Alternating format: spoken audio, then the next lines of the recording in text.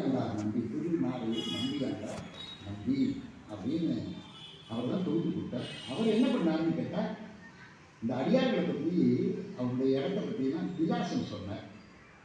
அதுக்கு பேர் திருத்தொண்டர் திரு அந்தாதி அப்படின்னு பேர், அதை வகை அப்படின்னு சொல்லுவாங்க. அதன் பிற்பாடு சேக்கிழார் வந்தார்.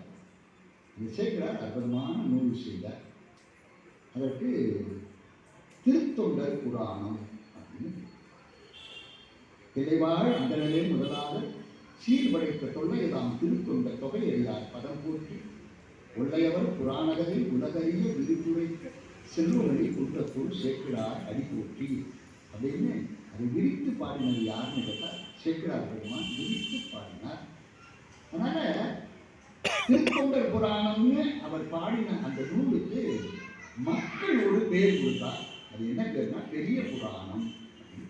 அளவில் சின்னது, 4000 பாட்டு கொடுத்தா அளவில் சின்னது. அதை நோக்குவது கம்பராமாயணம் யுத்தகாண்டம் மட்டுமே 5000 பாட்டு, யுத்தகாண்டம் மட்டுமே 5000 பாட்டு. ஆனால் இது அளவில் சிறியதாக இருந்தால் கூட தொண்டரோட பெருமையை சொல்றதுனால இதுக்கு திருத்தொண்டர் புராணம் அப்படிங்கிறத பெரிய புராணம். ஏன்னா தொண்டரோட பெருமைக்கு ஈடு இணை கிடையாது.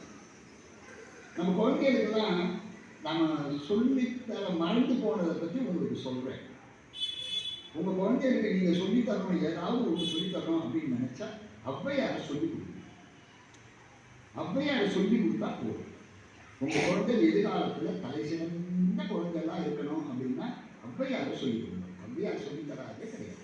முருகப்பெருமானும் ஔவையாரும் பேசிக்கொண்ட பேச்சை பற்றி எழுதியிருக்கிறத படித்தா எது பெரிது, எது கொடிது, எது இனிது அப்படிலாம் ஒவ்வொன்றா முருகப்பெருமான் கேட்க கேட்க கேட்க கேட்க ஔவையார் பதில் சொன்னதா இருக்கக்கூடிய அந்த பகுதியெல்லாம் ஒப்பற்ற பகுதிகள். அதில் எது பெரிதுன்னு கேட்டாங்க அப்படின்னு பார்த்து முருகப்பெருமான் பார்த்து எது பெரிது உடனே அவை பாட்டி சொன்னா, இந்த உலகம் தான் பெருசு, பெரியதுகளுக்கும் எரிகளுக்கும் பெரிது பெரிது புவனும் பெரிது. அப்போ இந்த உலகம் தான் பெரிதா அப்படின்னா, இல்லை, இந்த உலகத்தை படைச்ச ஒருத்தன் இருப்பான், அவன் இதை விட பெரியவன் தானே. புவனமோ நான்முகன் படைப்பு. ஓ, அப்போ நான்முகன் தான் பெரியவன் நான் கேட்டான் முருகப்பெருமான். நான்முகனும் கரியம்மாள் உந்தியில் வந்தோம், திருமாலோட உந்தியிலிருந்து வந்தோம். ஓஹோ, அப்படின்னா கரியம்மாள் தான் பெரியவனா?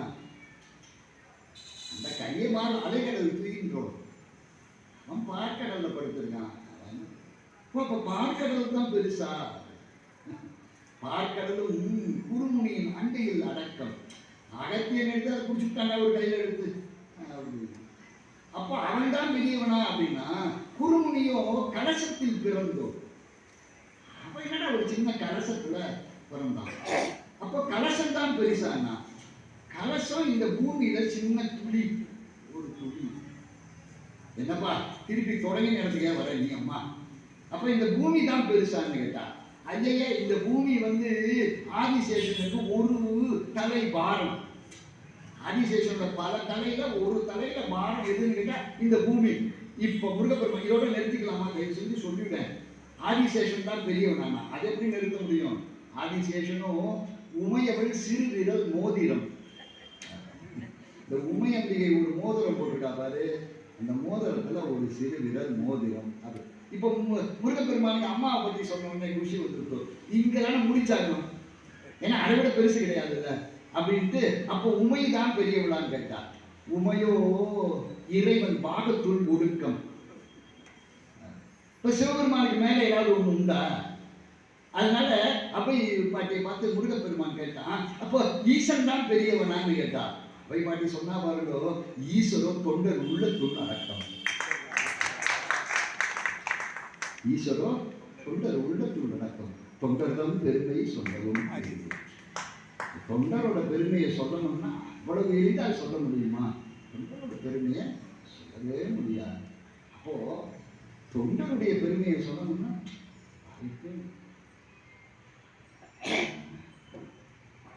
இவர் எழுதல. ரொம்ப அற்புதமான பாட்டு.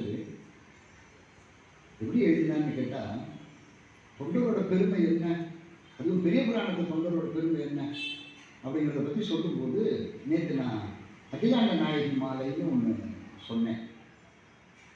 மகாவித்வான் மீனாட்சி சுந்தரம் உள்ள எழுதியிருந்து அகிலாண்ட நாயகி மாலையில் என்ன சிறப்பு அப்படின்னு கேட்டால், அகிலாண்ட நாயகியை தரிசனம் பண்ணுறதுக்காக திருவானக்கோவிலுக்கு வர மகாவித்வான் மீனாட்சி சுந்தரம் பிள்ளை. அப்போ ஒரு அன்பர் அவரை பார்த்து சொல்கிறார், கற்பனை களஞ்சியம் துரைமங்கலம் சிவபிரகாச சுவாமிகள் திருவண்ணாமலையை வலம் வரும்போது சோனசைல மாலை அப்படின்னு ஒரு புஸ்தகம் எழுதினார். எது வலம் வரத்துக்குள்ளேயே சோனசைல மாலைன்னு ஒரு நூல் எழுதினார். அதனால இந்த அன்பர் என்ன பண்ணார், அகிலாண்ட நாயகியை சுற்றி வர்றதுக்குள்ள அது மாதிரி உங்களால் நூல் பண்ண முடியுமா அப்படின்னு கேட்டார்.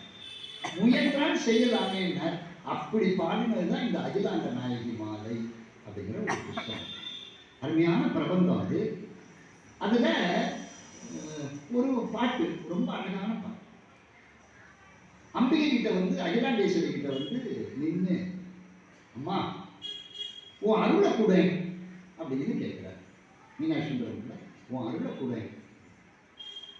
அம்பிகை சொன்னாலாம், என்கிட்ட கேட்காது, போ போ முதல்ல போய் ஜம்புகேஸ்வரரை பார்த்துக்குவாங்க, அவரை பார்த்து கேட்டுப்போ, அப்புறமா என்கிட்ட வரணும். இவர் சொல்றாரு, போம்மா அவர்கிட்ட போய் கேட்டேன், அருளை கொடுக்குறேங்கிறார். ஆனால் கொடுக்கணும்னா சில கண்டிஷன் போடுறார். என்ன கண்டிஷன் போடுறார்? உன் கண்ணை எடுத்து கொடுங்கிறார். யாரு? கண்ணப்பன். உன் கண்ணை எடுத்து கொடுங்கிறார். அப்படியா? நான் சொன்னேன், அது முடியாது அப்படின்னு. அப்போ ஒன்று பண்ணு, உன் கண்ணை கொடுக்க வேண்டாம், உன் பிள்ளையை கடிச்சு வச்சு கூட அப்படிங்க. அதுவும் என்னால் முடியாது. அப்போ ஒன்று பண்ணு, உங்கள் அப்பா காலை உடைச்சிரு. சிச்சோ, அதுவும் முடியாது. அப்போ ஒன்று பண்ணு, உன் மனைவியை கொடுத்துரு. அதுவும் முடியாது. இதெல்லாம் என்னால் முடியாதுன்னு உங்ககிட்ட வந்திருக்கேன். அகிலாண்ட விழி இழந்து அப்பி மகவறிந்து ஊட்டி விருப்புறு தந்தை தாழ் தடிந்து படியடன் மனையை உதவி மற்றின்னும் பல செயற்கரிய செய்வானுக்கே மொழியினின் கொழுநன் அருள் தருவான் என்றால் முடிதராது என்றுனை அடைந்தேன் கழி உணர்வுடையார் திரு ஆணைக்கா அகிலாண்ட நாயகியே. என்னால இதெல்லாம் முடியாதுமா. ஏன்னா உன் கணவன் கேட்கறத எப்படிமா என்னால கொடுக்க முடியும்? அப்படி கொடுக்க முடியாததெல்லாம் கேட்கிறவன் தான் யாருன்னு கேட்டா சிவபெருமான். ஏன் தெரியுமா? நமக்கு அருளை செய்யணும்னா அவர் அப்படிதான் இருப்பார். சிவபெருமான் சாதாரண ஆள் நினைக்காதீங்க. சிவபெருமான சாதாரண ஆள் நினைக்காதீங்க.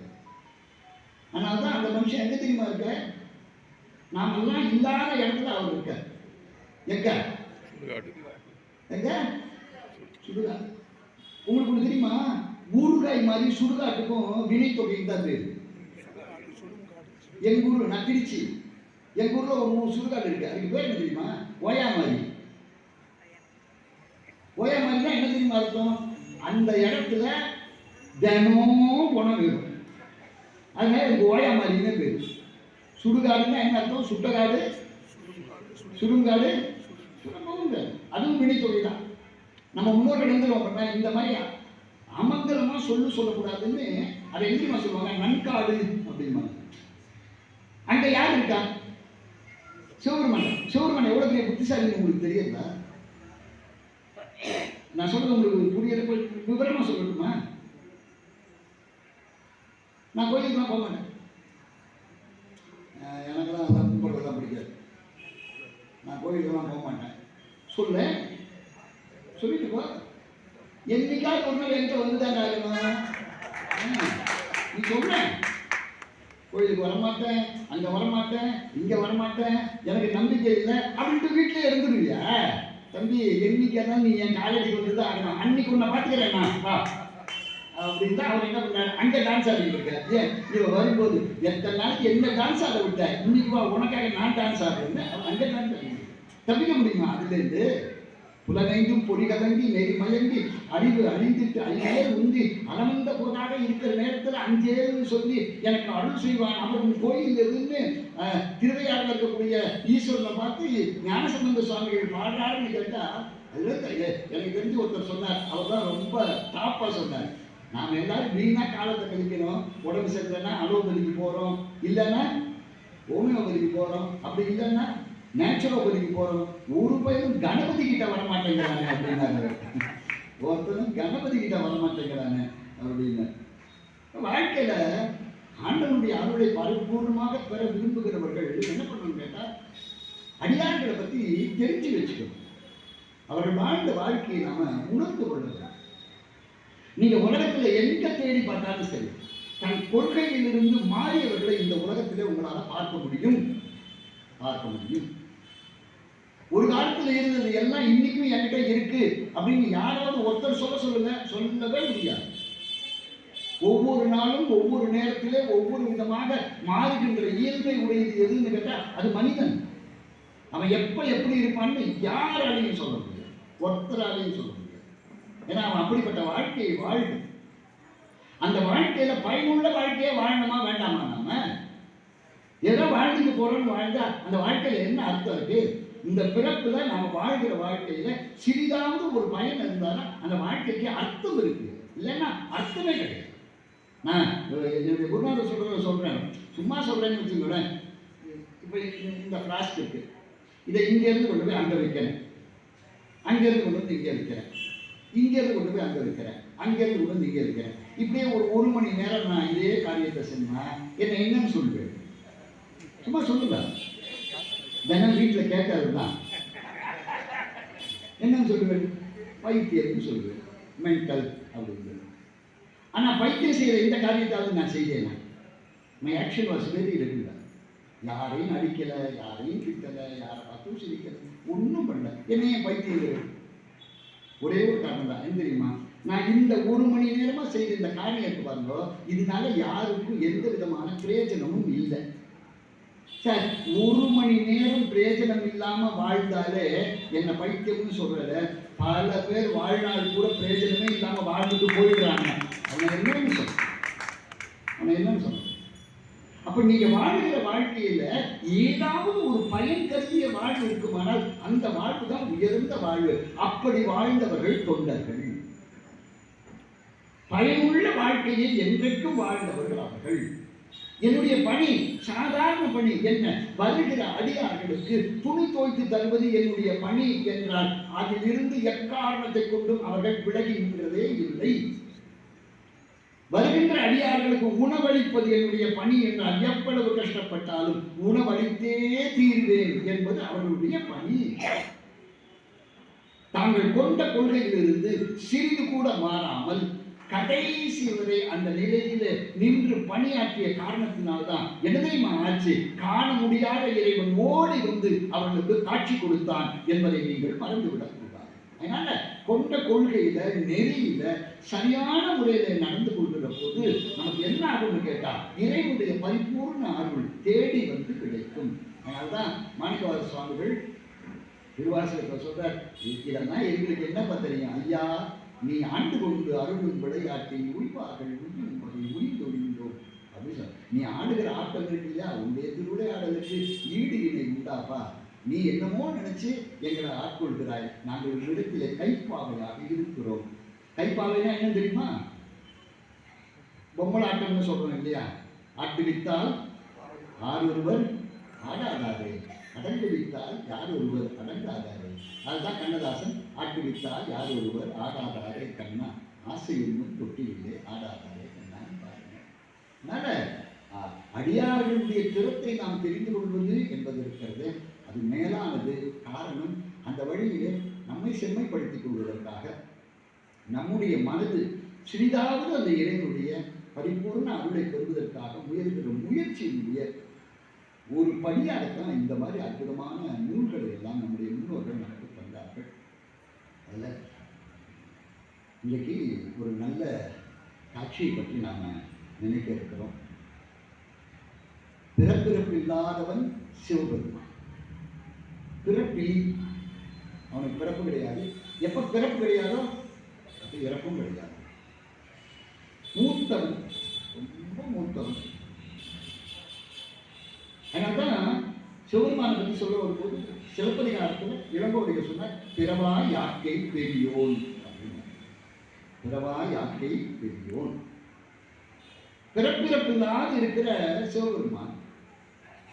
அந்த சிவபெருமானுக்கு சில சமயம் சில ஆசைகள்லாம் வரும். அப்படி ஒரு தடவை ஒரு ஆசை வந்தது.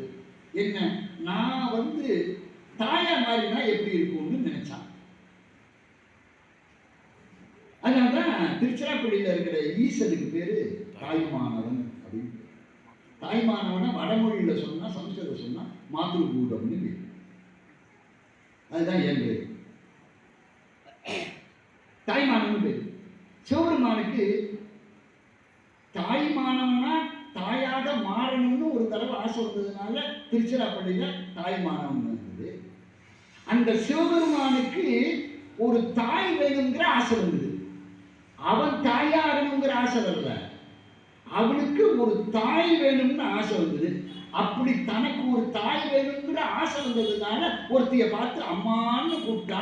அவ காரைக்காலில் பிறந்ததுனால அவளுக்கு காரைக்கால் அம்மையார்னு பேர். சிவபெருமான் தனக்கு ஒரு இது பிறப்பு இறப்பு இல்லாது தான் தனியனாக இருக்கிற சிவபெருமான் தனக்கு ஒரு தாய் வேணும்னு நினைச்சு ஒருத்தைய அம்மான்னு கூப்பிட்டான். அவ காரைக்காலில் பிறந்ததுனால அவருக்கு காரைக்கால் அம்மையார். நீ அதை யோசிச்சு பார்க்கணும். எல்லாருக்கும் அடியேன் அடியேன் அடியேன்னு சொல்லிட்டு வந்த சுந்தரமூர்த்தி சுவாமிகள் என்ன தெரியுமா பண்ணார்? காரைக்கால் அம்மையாருக்கு அடியேன்னு பாடக்கூடாதோ? பாடலையே. என்ன தெரியுமா பண்ணார்? பேயாருக்கும் அடியேன்னு பாடினார். பேயாருக்கும் அடியேன். ஏன் தெரியுமா? இந்த பேய் வடிவம் ஆண்டவன் கொடுத்தது. இந்த பேய் வடிவம் ஆண்டவன் கொடுத்தது. அதனால சுந்தரமூர்த்தி சுவாமிகள் திருத்தொண்ட தொகையில காரைக்கால் அம்மையாரை பற்றி சொல்லும்போது பேயாருக்கும் அடியேன் அப்படின்னு பாடினார். அதுல திருத்தொண்டர் திருவந்தாதி செக்கிழார் பெருமான் அமைச்சராக வேலை பார்த்தார். அதனால அவர் என்ன பண்ணார்? பேயாருக்கும் அடியேன்னு ஒரு வார்த்தையில சொல்லிட்டு, அதனால செக்கிழாருக்கு என்ன தெரிஞ்சதுன்னு கேட்டா, ஓ இது காரைக்கால் அம்மையாருடைய புராணத்தை சொல்றார் அப்படின்னு தெரிஞ்சது. அதோட விரிவு வேணுமே அப்படின்னு உடனே நம்பியாண்டார் நம்பி திருத்தொண்டர் திருவந்தாதியில காரைக்கால் அம்மையாரை பற்றி ஒரு பாட்டு பாடியிருக்கார். எப்படின்னு கேட்டா, அம்மாக்கு இறைவன் உரைகின்ற கைலாசத்தை பார்க்கணும், கைலாசத்துக்கு போகணும்னு ஆசை வந்தது. அங்க போனா, ஆனா இறைவன் உரைகிற அந்த கைலாய மலையில எப்படி காலை வைக்கிறது? அதனால காலை வைக்கிறதுக்கு அஞ்சு தலையால நடந்தான்.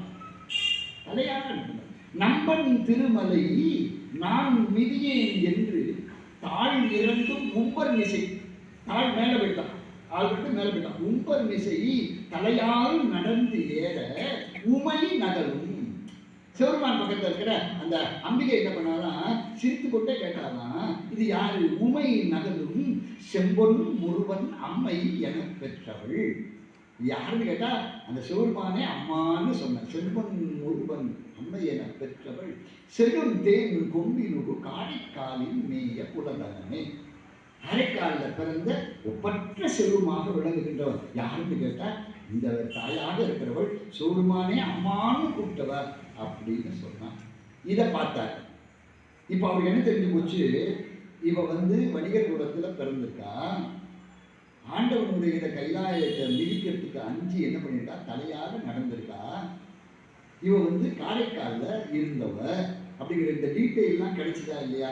அவர் அமைச்சர் தானே செக்கிழார் பெருமான். என்ன பண்ண இந்த டீட்டெயிலை வச்சு அனுப்பிச்சு விட்டார்.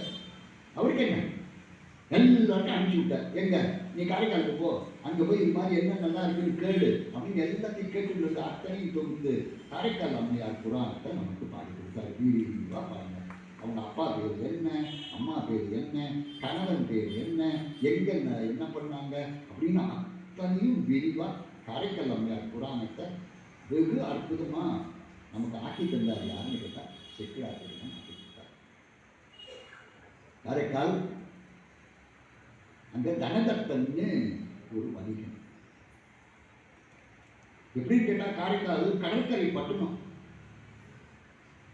கடலுக்குள்ள இருக்கிற செல்வத்தை எல்லாம் அள்ளி கொண்டு கடல் வெளியில தள்ளுமா. வங்கம் மலி, வங்கம்னா கப்பல்னு அர்த்தம். கப்பல்கள் வந்து நாள்தோறும் நின்று எல்லா விதமான பொருட்களையும் இறக்கி பண்டம் மாற்று பண்ணி எடுத்துட்டு போற ஒப்பற்ற செல்வ வளம் மிகுந்த ஒரு கடற்கரை பட்டினம் எதுன்னு கேட்டா அது காரைக்கால். வங்கமலி கடல் காரைக்காலின் கண் வாழ்வணிகர் தங்கள் குல தலைவனார் தனகத்தனார் தவத்தால். தனகத்தன்னு ஒரு பெரிய வணிகர். அந்த வணிகர்களுக்குன்னு எப்பொழுதும் சில நெறிமுறைகள் இருக்கு. அதுலேருந்து அவங்க பெறவே மாட்டாங்க. எப்படின்னு கேட்டா சேக்கிழார் சொல்றார், மானமிகு தர்மத்தின் வழி நின்று. தர்மத்திலேருந்து கொஞ்சம் கூட வணிகர்கள் தவறவே மாட்டாங்க. சொன்னா சொன்னதுதான், சத்தியம்னா சத்தியம். இன்னைக்கு கொடுக்குறேன் அப்படின்னா கொடுக்குறேன். அதே மாதிரிதான் பட்டினப்பாலை, நான் சொல்றது பட்டினப்பாலை சங்கத்துல வணிகர்கள் அந்த காலத்துல பட்டினப்பாலையில கடற்கரை பட்டணத்துல வியாபாரம் நடந்தது. எப்படிதான் நடந்ததுன்னு கேட்டா, கொள்வதும் மிகை கூடாது, கொடுப்பதும் குறை கூடாது. என்ன வாழ்க்கை பாருங்க. அதாவது அவன் வணிகன் வாங்குவானா விற்கிறதுக்காக. அப்படி வாங்கும் போது நல்லா குமிச்சு போடு, அரிசி போட்டுக்கல போட்டு போடுற பார்த்தீங்களா, குமிச்சு போடு அப்படின்பா. கொடுக்கும்போது தட்டி போடு. வாங்கும் போது குமிச்சு போடு, கொடுக்கும்போது தட்டி போடு. அவன் அப்படி இல்லையா, கொள்வதும் மிகை கூடாது, கொடுப்பதும் குறை கூடாது. அப்படி வாழ்ந்த வணிகர்கள். அதை இப்படி சொல்ற சேக்கிழார், மானமிகு தர்மத்தின் வழி நின்று வாய்மை நீர் ஊழல் நீர் சீர் பெரு வணிகர் குடித்து வன்றி. அந்த வணிகர் குடியில பிறந்தது யாருன்னு கேட்டா தனதத்தன்.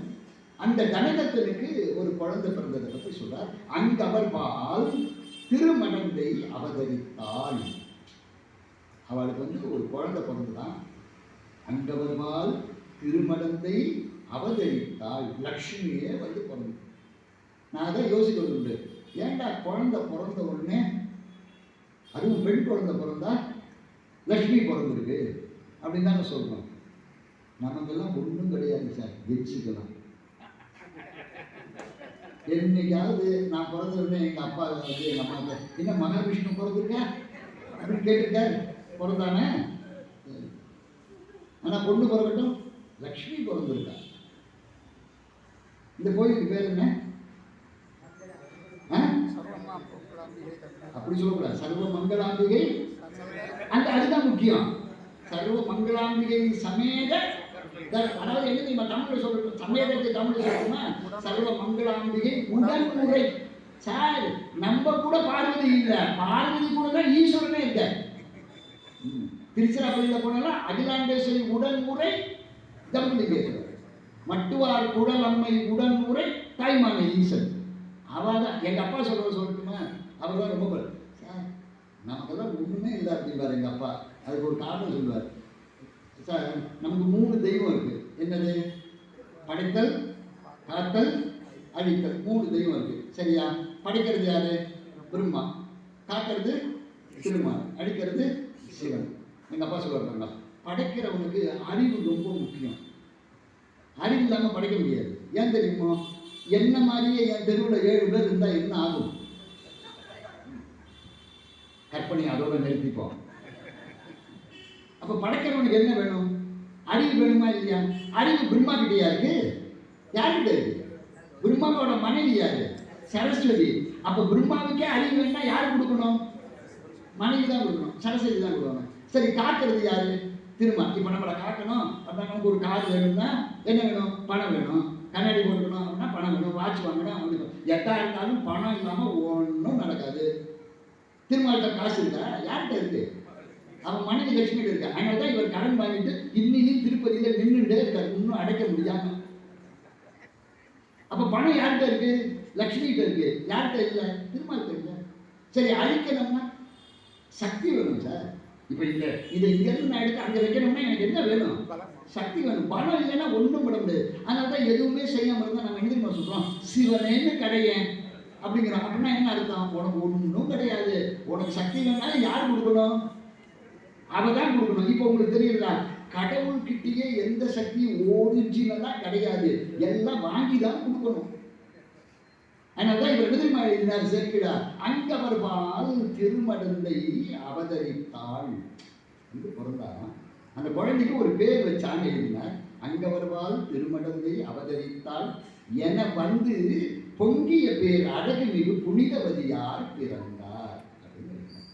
இன்னைக்கு நான் பேசுகிற காரைக்கால் அம்மையாரை பற்றி எந்த பேச்சாக இருந்தாலும் தயவு செஞ்சு என் பேச்சுன்னு நினச்சிக்காதீங்க.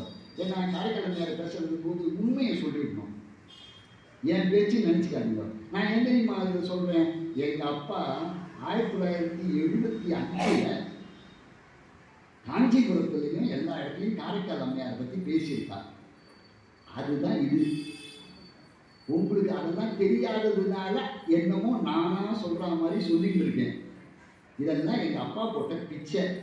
அவர்கிட்ட என்ன எனக்கு வேணும்னு அது கொஞ்சம் புல சொத்தா வந்தது, அவ்வளவுதான். பிதுராட்சிய சொத்து. அவர் சொல்லுவார், ஏதாவது ஒன்று தானே சொல்லணும்.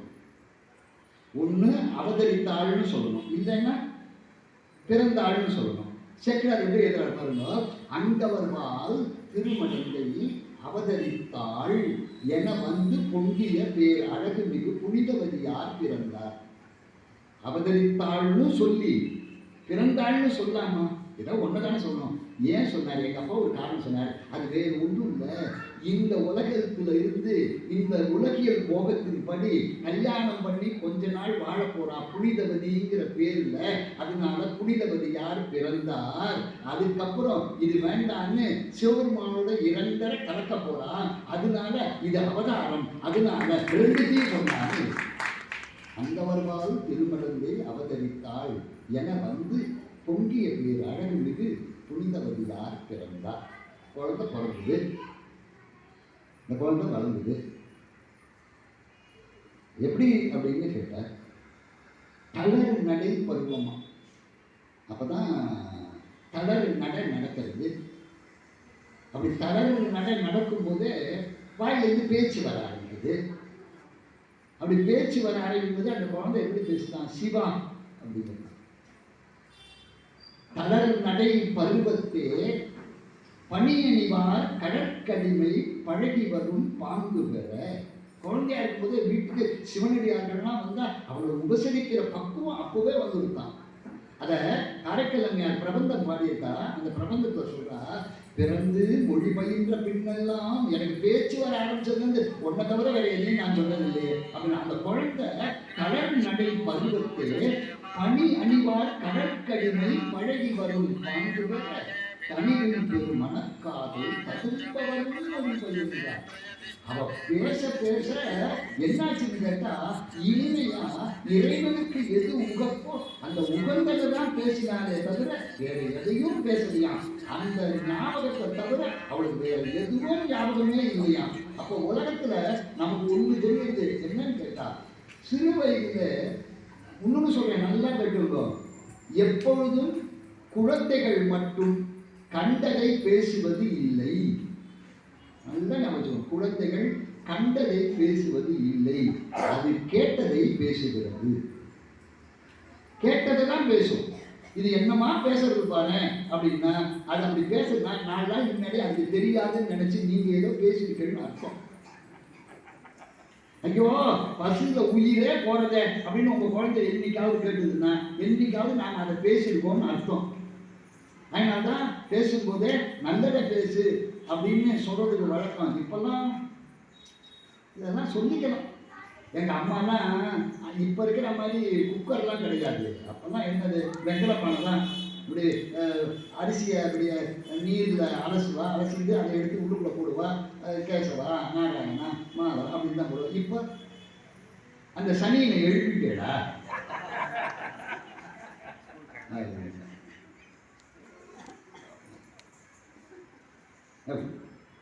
நான் இங்கே கழுத மாதிரி கத்துறேன். எப்போ பார்த்தாலும் மச மசன்னு ஒரே இடத்துல நிற்க வேண்டியது. மச எது நிற்கும்? எருமை தான் நிற்கும். அப்போ எருமைக்கும் கழுதைக்கும் பிறந்தது சனியா இல்லாமல் வேற எப்படி இருக்கும்? நான் இதான் ஒரு நகைச்சுவையாக சொல்றேன்னு நினைக்காதுங்க. குழந்தைகளுக்கு நாம தான் சார் முதல் வாத்தியார். நாம என்ன சொல்லித்தரோமோ அதுதானே குழந்தைகள் பழகும். அப்போ நாம தானே நல்லது சொல்லித்தரணும், நல்லதை கேட்கணும். சுவாமி விவேகானந்தரோட அப்பா விஸ்வநாத தத்தர்னு பேரு. அவர் சம்பாதிக்க ஈடு நிறைய அவ்வளோ சம்பாதிச்சார். எல்லாத்தையும் கொடுப்பார். எல்லாருக்கும் பெரும் குடும்பத்தை இழுத்து வச்சு காப்பாரு. அவர் போயிட்டார். அதுக்கு முன்னாடி ஒரு நாளைக்கு விவேகானந்தர் விஸ்வநாதரை பார்த்து கேட்கிறார், ஆமா இப்படி எல்லாத்தையும் கொடுத்தா எங்களுக்குன்னு என்ன வச்சிருக்க? விஸ்வநாதர் எதிர்வா பண்ணார். அவர் கையை பிடிச்சிட்டு இழுத்துட்டு நேரம் கண்ணாடி முன்னாடி நிறுத்தினார். இந்த பாருடா, இந்த திடகாத்திரமான உடம்பையும் என்னை பார்த்து எதுக்கு வச்சிருக்கேன்னு கேள்வி கேட்கிறப்பாரு, அந்த அறிவையும் கொடுத்துருக்கேன்னு, இதை விட நான் என்னடா உனக்கு கொடுக்கணும்னு கேட்டார். இதை விட நான் என்ன கொடுக்கணும்? பேர்பட்ட வார்த்தை. ஒரு நாளைக்கு அப்பா தான் அப்படின்னு நினைக்காதீங்க. அவ அம்மா பேர் என்ன தெரியுமா? புவனேஸ்வரி தேவின்னு பேரு. எனக்கு அந்த பேர் மறக்கவே மறக்காது. ஏன் தெரியுமா? எங்க அம்மா பேர் புவனேஸ்வரி. அவன் என்ன பண்ண, ஒரு நாளைக்கு விவேகானந்தர் ஸ்கூல்ல அவர் வாத்தியார் கேட்டார், ஒரு வரைபடத்தை காட்டி, இந்த வரைபடத்துல இந்த ஊர் எங்க இருக்குன்னு கேட்டார். இவர் காட்டினார். வாத்தியார் சொன்னார், இது இல்லையே என்ன, இது இல்லையே, அங்க இல்லையே, இல்ல இங்கதான் இருக்குங்க. அடிச்சுட்டார். திரும்பி போனார். சார் பார்த்துட்டு வந்து விவேகானந்தர் தான் சொன்னது சரி இருந்தது, அதனாலப்பா நீ சொன்னதுதான்ப்பா சரி நினைச்சுக்கோ அப்படின்ட்டு அவர் போயிட்டார். விவேகானந்தர் நேரம் வந்து அம்மா கிட்ட சொன்னார், இது மாதிரி நடந்ததுமா, நான் கரெக்டாக தான் சொன்னேன், வாத்தியார் வந்து இல்லை இது இல்லைன்னு சொல்லிட்டு நான் அடிச்சுட்டார். இது அந்த காலம். இப்போ யோசிக்கும், அடிக்க முடியும்? சும்மா முறைச்சி பார்த்தா போதும். கொலை முயற்சி, ஆசிரியர் கொடூர். அடுத்த நாள் பள்ளிக்கூடத்துக்கு வந்துட மாட்டான் குழந்தைய கூட்டிட்டு அம்மா. ஆனா விவேகானந்தரோட அம்மா புவனேஸ்வரி என்ன தெரியுமா சொன்னா? அவரை பார்த்து, அப்பா சில நேரங்களில் சத்தியத்தை சொல்லும் போது துன்பம் வரத்தான் செய்யும். துன்பம் வருதுங்கிறதுக்காக சத்தியத்தை என்னைக்கும் கைவிட்டுறாத, அதை எப்பவும் காப்பாற்று. யார் சொல்லு? அவன் அம்மா. அப்படிதானே சார் சொல்லி தரணும் குழந்தைகளுக்கு. அதுதானே உண்மையான செயல். அப்படின்னா இந்த குழந்தை பிறந்ததுலேருந்து பேச தொடங்கினதுலேருந்து சிவான்னு பேசிருக்குன்னா என்ன காரணம்? வீட்டில் இருக்கிற அத்தனை பேரும் அதை பேசியிருக்காங்க அர்த்தம். வருகிற சிவனடியர்களை பார்த்து வாங்கோ அப்படின்னு மனசு வாய் நிறைய கூப்பிட்டா அதுக்கு என்ன காரணம்? அவன் அப்பா அம்மா காரணம். வாய் நிறைய கூப்பிடுறதா பெருசு? மனசுலேருந்து வரணும் சார். எது கூப்பிட்டாலும் மனசுலேருந்து வரணும். வாய் நிறைய யாரு வேணாலும் கூப்பிடலாம். மனசு, இந்த மனசு அவ்வளவு சீக்கிரம் அடக்க முடியுமா? எங்க அப்பா தான் சொல்லுவார். நான் சொல்றது ஒரு 60 வருஷம் முன்னாடி மாணிக்க விநாயகர் கோயிலில் கீழே மலைக்கோட்டைக்கு கீழே மாணிக்க விநாயகர் இருக்கார். அதில் அப்போவே 250 ரூபா செலவு பண்ணி எங்கள் அப்பா அபிஷேகம் மாணிக்க விநாயகர் 2 மணி நேரம் இப்படி கையை கூப்பிட்டுட்டே இருக்கார் எங்கள் அப்பா மாணிக்க விநாயகர். அவர் கண்டு மாணிக்க விநாயகரே பார்த்துட்டு இருக்கு. காலு மாணிக்க விநாயகர் கோயிலே இருக்கு. வாய் சீத கலகும் செந்தாமரைக்கும் பாதச்செலக்கும் பல இசை பாடுன்னு அப்பையார் விநாயகர் அகவலையே சொல்றது. 2 மணி நேரம் வாய் விநாயகரையே பாடுறது, கண்ணு அவரையே பாடுறது, கை அவரையே நோக்கியே கும்பிடுறது, கால் அவன் திருக்கோயிலே இருக்கு. ஆனா 2 மணி நேரமும் எங்க அப்பா விநாயகரை நினைக்கவே இல்லை. ஏன் தெரியுமா? அதுக்கு 10 லட்சம்